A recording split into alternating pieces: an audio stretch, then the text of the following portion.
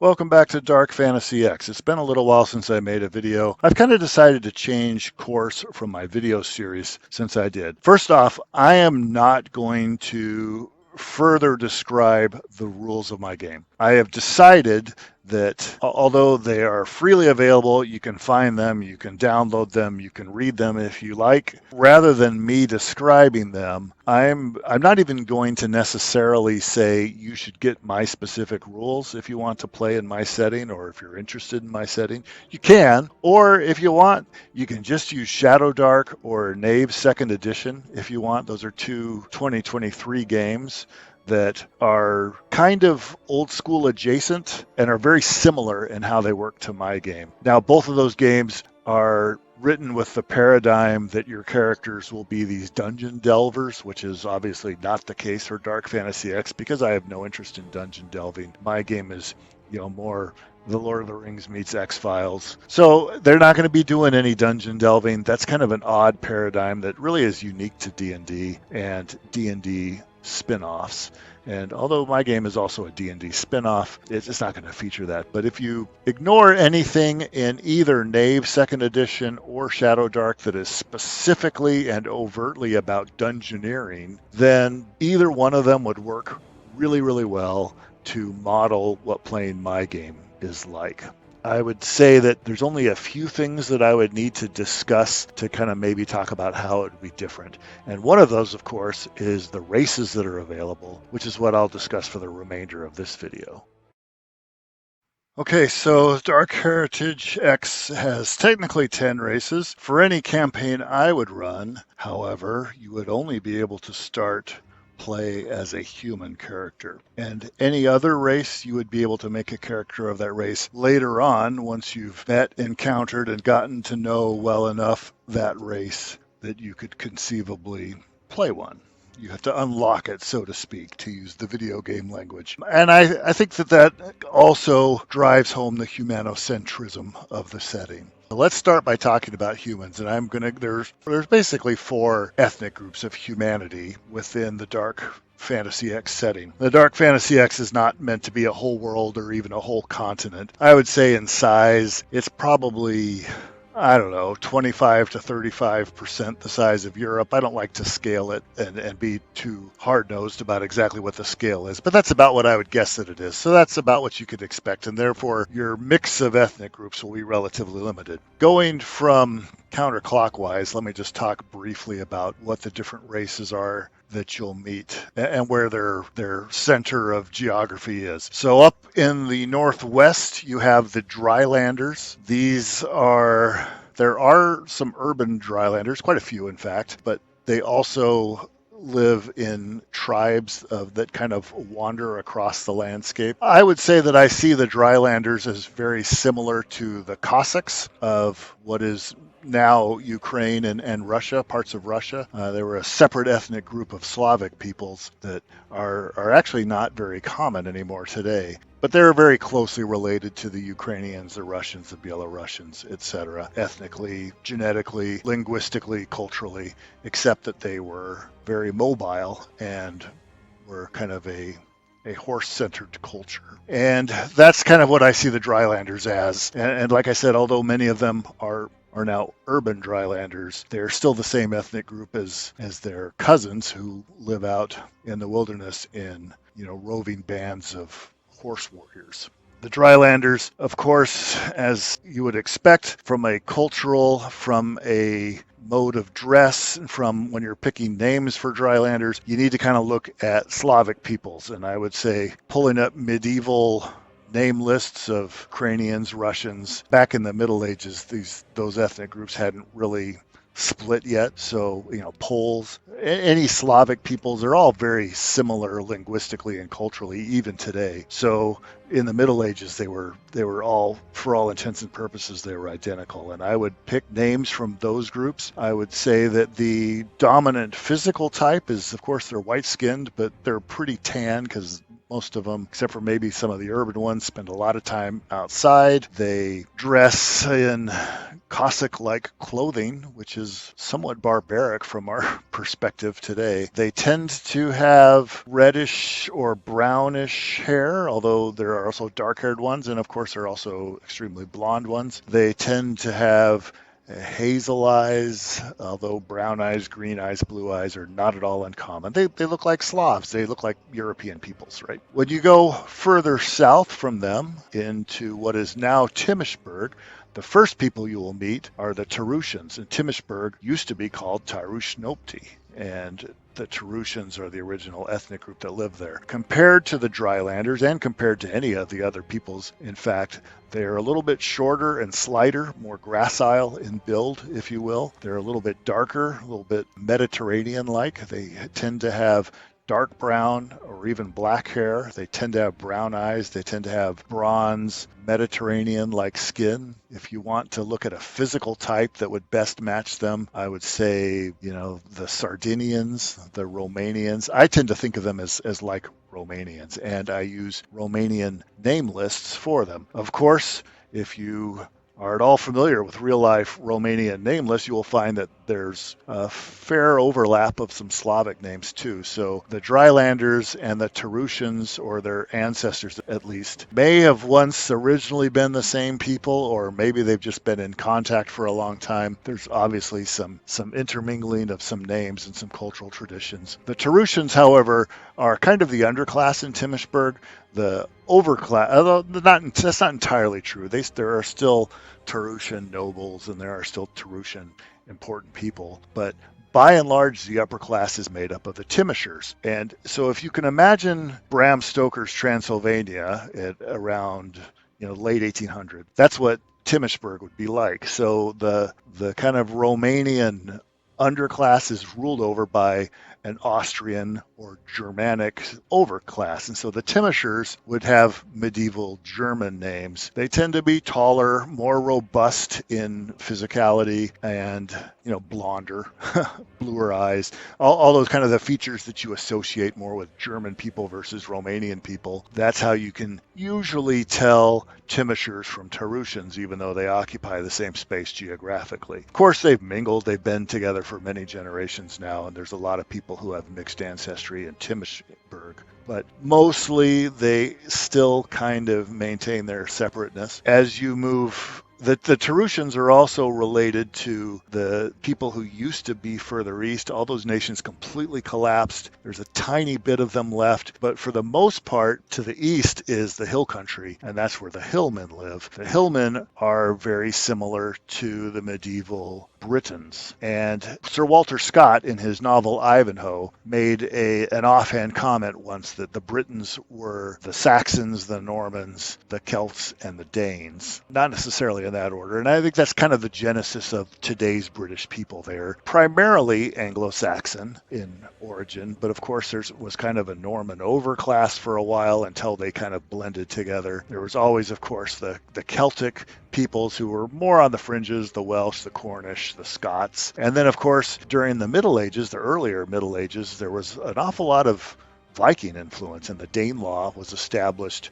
smack dab in England, and many Vikings lived in England. And then, of course, before the conquest of Norman the Conqueror, the Canute the Great and his descendants also claimed the entirety of Great Britain as part of their kingdom. So the hillmen will have name lists that are kind of like medieval English, but you want to throw some Scottish and maybe a handful of Viking names in there too, just to represent the variety of people who made it up. Many of your upper class will have kind of Norman nobility sounding names that are pseudo-French. This is similar to how it is in England even today. Many generations after the fact, that's still kind of true. So those are your basic ethnicities of humanity. You got the Drylanders, who are kind of Slavic. You've got the Tarushans, who are kind of Romanian. There's also a wandering element to them, the Tarushan gypsies that kind of don't live in one place.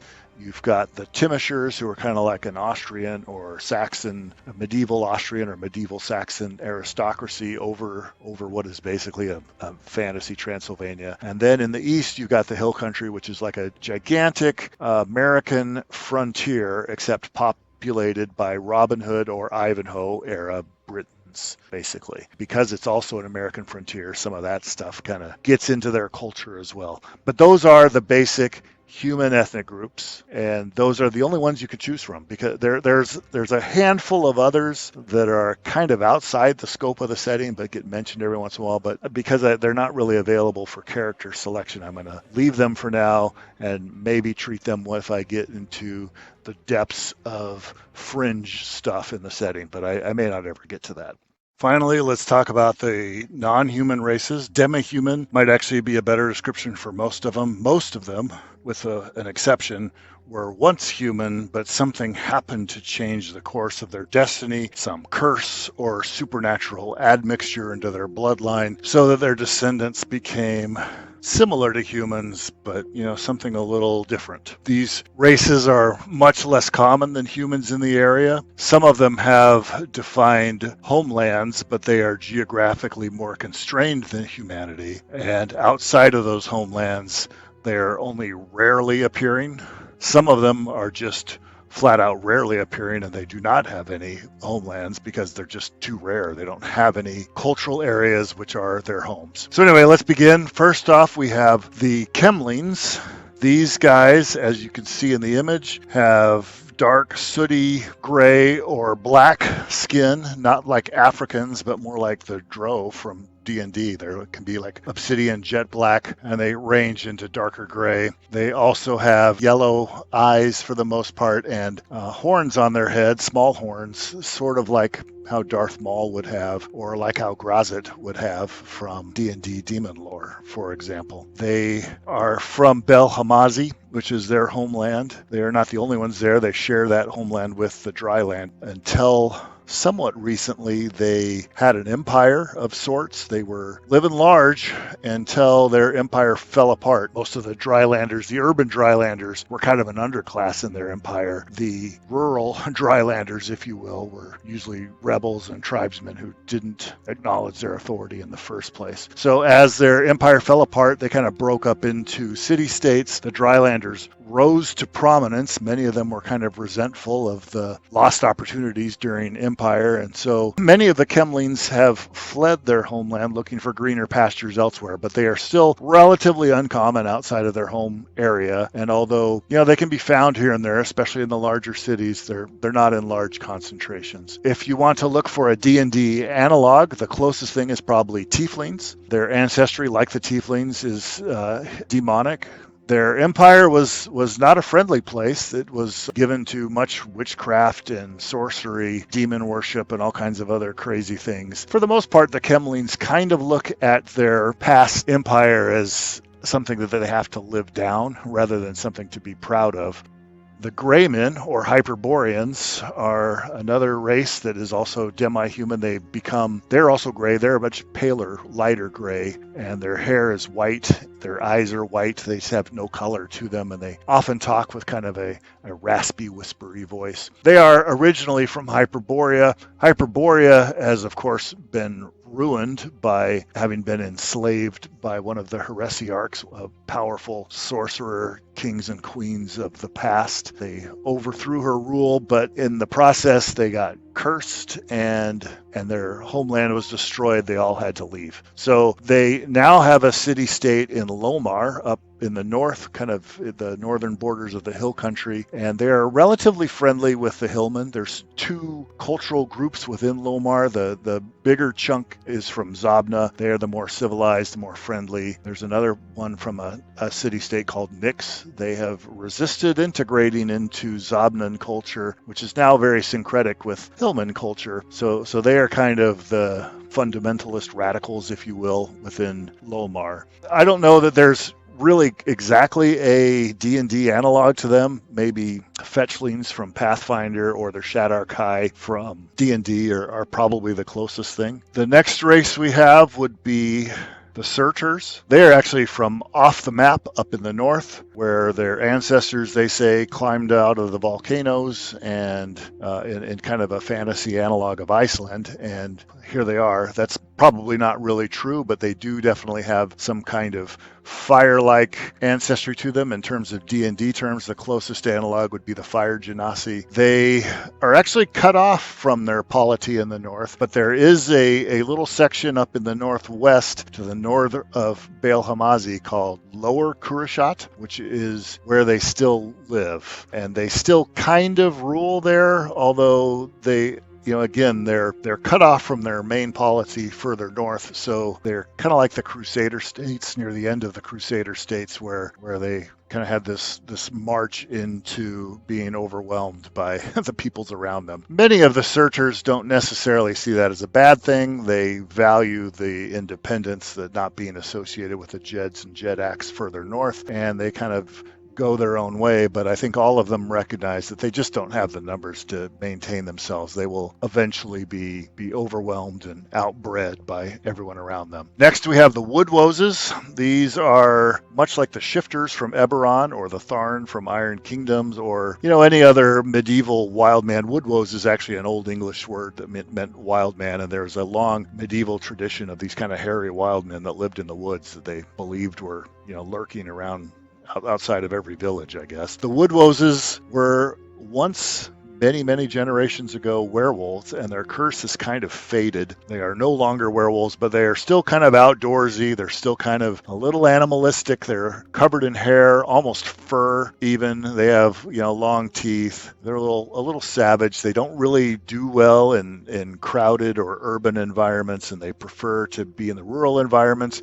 Many of them work really hard to find acceptance within human communities, but there are pockets of them still that live as discrete tribes deep in various woodlands and stuff in the area. After the Woodwoses, we get to the more obscure races, orcs and goblins, which are technically two races, but they're always been associated together as orclings, is the kind of the name for the two of them together, come from the far south in a country called Gunacht, which is tropical or subtropical at least, kind of like Mexico, parts of Mexico or southern Florida, I suppose. And they've lived there for, who knows how long. There's a lot of problems in their country, so many of them are migrating north into especially the hill country, but also, somewhat into some of the other areas. They're not necessarily super welcome because they're kind of primitive. They're kind of tend towards violence. They're not as bad as orcs in your normal fantasy setting, but they are kind of violent. They are kind of impulsive. They are kind of loud. They kind of make a mess. They don't take care of their community. Everywhere they live, the property values go down, so to speak. So what many of them are doing is actually kind of just passing through, and they have kind of an island out in the middle of the Darkling Sea called the Chersky Island that many of them are going to. Nobody was really living there except for a handful of hermits and weirdos, and all of the nearby countries kind of made a deal with some of the Orkling leaders that they could live there and, live peacefully as long as they left their neighbors alone and didn't cause too much trouble for them. And so most of them are headed that way, but they are kind of an underclass through much of the hill country, especially in the cities, where the orcs especially are often valued for their strength and ability to do manual labor. The goblins are less so. They often are seen as pests who are a little better than itinerant thieves and pickpockets, and that's not just a stereotype. They really kind of is what they do for the most part. But some of them have made a living as couriers and other messengers, and they try to blend in as best they can, but they're not super common, and they're usually encouraged to kind of move on and get to the Chersky Island. The next race after that is the Wendaks, or Atlanteans. These guys were leftovers from Atlantis, usually lower classes or even slaves that were not on the island when it collapsed and sunk under the sea, but they were on the mainland, which is why they survived. But the curse of Atlantis seems to have followed them nonetheless, and they have for many generations now been slowly devolving back into cavemen, eventually on their way presumably into man-apes. Because of this, they have a hard time living in any civilized society. In fact, if they are too exposed to metal, they will literally sicken and die. can't use metal, so they're stuck by biology in the Stone Age. Some of them still kind of manage to hang on to a relatively civilized Neolithic lifestyle, but many of them are not even there. They're little better than Neanderthals or some other type of primitive human. They are very xenophobic. They don't like anybody else. They're kind of extremely wild and savage. I don't even know for sure, to be honest with you, why I thought they were a doable player race. I really kind of think of them now more as an NPC race, and only under very unusual circumstances would they be a player race. And then the last races are almost singular. They're just people who pop up now and then. Seraphs, for example, are kind of like Azamars from D&D in that they're distant ancestor somewhere was an angel. They're kind of just born randomly in the population from time to time if there was a distant ancestor who was an angel. They tend to be very beautiful. They have silver hair, silver eyes, clear skin, a lot of charisma. But the thing that, a lot of people don't necessarily think about, that is if they have an ancestral angel, then by definition it must have been a fallen angel. So they kind of have a lot of dark triad personality traits. They're really often not good guys. Some of them try really hard to overcome that, but many of them do not. And then the final race is one that was the only one that was originally an appendix race, and that's the Dampier, which, like Dampiers everywhere, is kind of somebody who was attacked by a vampire or their parent was attacked by a vampire. So some vampire traits came into them, but they're not full-blown vampires. They're kind of halfway between human and vampire a little bit. Again, those are so rare, except maybe in Timmishburg where there's more vampires, but they're pretty rare. They don't really have a homeland. They don't really have a population where they get together and have the Dampier Club. They're just, most Dampiers will never meet another Dampier. Most people will never meet any Dampier at all. So all of those races are just much more rare and much more difficult to use, which is why some of them have been permanently moved to the appendix, and even the ones that aren't, I still don't want to start a game with them in play. I want them to come into play later once the players have met them and understand what they are and can properly roleplay one. Anyway, that's what I've got for the races. I'm not sure what I'm going to talk about in my next video, but I'm going to continue focusing on setting stuff rather than rule stuff. I don't think there's anything rulesy left to say that's interesting. So I'll go ahead and quit there while I'm ahead.